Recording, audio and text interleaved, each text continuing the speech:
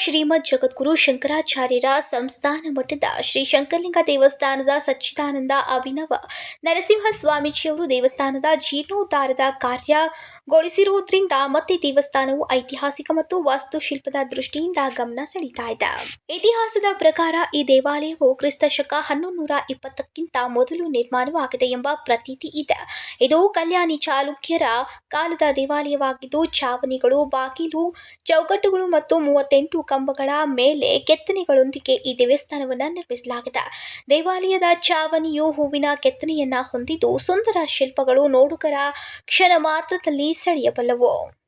ಶ್ರೀ ಶಂಕರಲಿಂಗ ದೇವಸ್ಥಾನದ ಶ್ರೀ ಶ್ರೀ ಸಚ್ಚಿದಾನಂದ ಅಭಿನವ ನರಸಿಂಹ ಸ್ವಾಮೀಜಿಯವರು ಮಾತನಾಡಿ, ಜಾತ್ರಾ ಮಹೋತ್ಸವದ ಕಾರ್ಯಕ್ರಮಗಳು ಬರುವ ಸೋಮವಾರ ದಿನಾಂಕ 3/2/2025 ಬುಧವಾರದಿಂದ 12/2/2025 ಜರುಗಲಿದ್ದು, ಎಲ್ಲ ಭಕ್ತರು ಜಾತ್ರೆಯಲ್ಲಿ ಪಾಲ್ಗೊಂಡು ಶ್ರೀ ಶಂಕರಲಿಂಗನ ದರ್ಶನ ಪಡೆಯಬೇಕು ಎಂದರು. ಪ್ರತಿ ವರ್ಷದಂತೆ ಈ ಸಲ ನಮ್ಮ ಜಾತ್ರೆ ಸುಮಾರು 31-33ರಿಂದ ಅದು 12ವರೆಗೆ ಈ ದಿನಗಳಲ್ಲಿ ಆಗ್ತದೆ. ಈ ವಿಷಯ ಅಂದರೆ ಈ ಜಾತ್ರೆ ಇರೋದು ಇದು ನಮ್ಮ ಶಂಕರಲಿಂಗ ಜಾತ್ರೆ ಅಲ್ಲ. ಈ ಜಾತ್ರೆ ಅಂತ ನಮ್ಮ ಮಠದ ಮೂರು ಸ್ವಾಮಿಗಳು, ಅವ್ರ ಹೆಸರು ಧನಂಜಯ ಭಾರತಿ ದೇವಗೋಸ್ವಾಮಿ ಸ್ವಾಮಿಗಳು. ಅವ್ರ ಸಮಾಧಿ ಮಠದ ಹಿಂದುಗಡೆ ಅವ್ರ ಜೀವನ ಸಮಾಧಿ ಅವ್ರದ್ದು. ಅವ್ರ ತಿಥಿ ಅವ್ರದ್ದು ಮಾಘ ದಶಮಿ, ಆ ದಿವಸ ಮುಖ್ಯ ಯಾತ್ರೆ ಇರ್ತದೆ. ಆ ನಿಮಿತ್ತವಾಗಿ ಈ ಮಠದಲ್ಲಿ ಪ್ರತಿ ವರ್ಷದಿಂದ ಈ ಯಾತ್ರೆ ಜರುಗುತ್ತದೆ.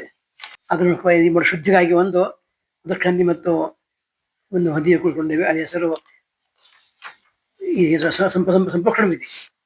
ಅದು ಇರೋದು 31ಕ್ಕೆ. 3ನೇ ತಾರೀಕಿಗೆ ಸಾಯಂಕಾಲ ಇದು ಅನ್ನಭೂಷ ಪೂಜೆ ಆಗ್ತದೆ, ಕೋಟಿ ಪೂಜೆ ಆಗ್ತದೆ. 4ನೇ ತಾರೀಕಿಗೆ ಮುಂಜಾನೆ ನವಗ್ರಹ ಹೋಮ, ರಥಹೋಮ ಆಗ್ತದೆ, ರಥ ಪೂಜೆ ಆಗ್ತದೆ. ಹಿಂದಕ್ಕೆ ಮ್ಯಾರಮ ಪೂಜೆ ಆಗ್ತದೆ. ಎಲ್ಲ ಕಾರ್ಯಕ್ರಮ ಶುರು ಆಗ್ತವೆ. 5ಕ್ಕೆ ನಮ್ಮ ಮಠದಿಂದ ರಥ ಇಲ್ಲಿಂದ ಮನುಷ್ಯನಿಗೆ ಗುಡಿಗೆ ಹೋಗ್ತದೆ. ನಮ್ಮ ವಿಶೇಷ ಅಂದರೆ ಎಲ್ಲ ಕಡೆಗೆ ರಥದಲ್ಲಿ ಕೇವಲ ದೇವರು ಇರ್ತಾರೆ. ನಮ್ಮ ಮಠದಲ್ಲಿ ದೇವರು ಅದಕ್ಕೆ ನಮ್ಮ ಸ್ವಾಮಿಗಳು ಇಬ್ಬರು ಮಠದಲ್ಲಿ ಕೂಡ್ತಾರೆ ರಥದಲ್ಲಿ.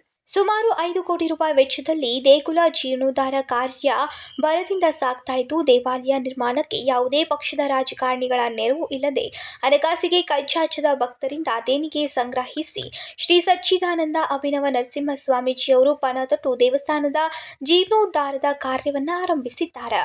Sachin Kamble, KMM Kannada news, Hukkeri.